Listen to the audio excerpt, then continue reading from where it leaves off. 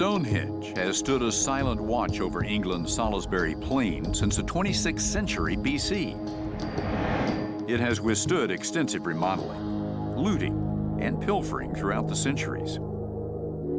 And while it certainly shows its age, in many ways this monument is timeless, it's mysterious, and it's a bit of an obsession for Michael Parker Pearson.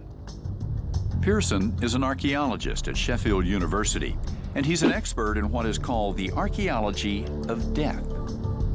He's been digging in and around Stonehenge since 1998, when he came up with a novel theory about the purpose of this ancient ring of stones.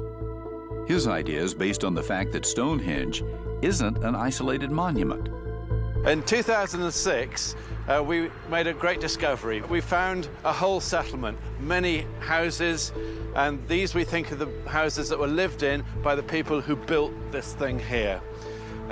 We also think that it's part of a bigger complex, that Stonehenge wasn't here in isolation, sitting on Salisbury Plain, but was part of a much bigger group of monuments. And those houses are all clustered around a timber version of this thing. The second complex is called Woodhenge, at a place called Durrington Walls.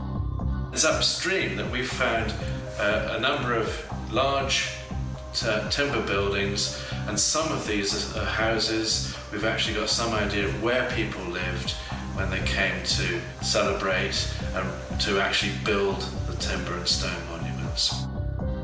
And Pearson believes that Durrington Walls was a very large community for its time.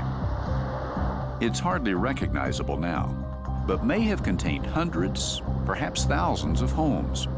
He also believes that the Durrington Wall site was where people lived. The temporary wood structures housed the living, according to Pearson, and the permanent stone structures were for the dead. It's our biggest cemetery from the 3rd millennium. We estimate that there are about 240 cremation burials that were placed there. Pearson's theory is that Stonehenge isn't a lone, solitary monument at all, but rather just a small part of a larger community where people buried their dead, and their journey was recorded in the landscape and in the materials they used to build their homes and mortuaries. It's an elegant and compelling idea, and one that suggests we're not all that different from our ancestors. It's just a matter of scale.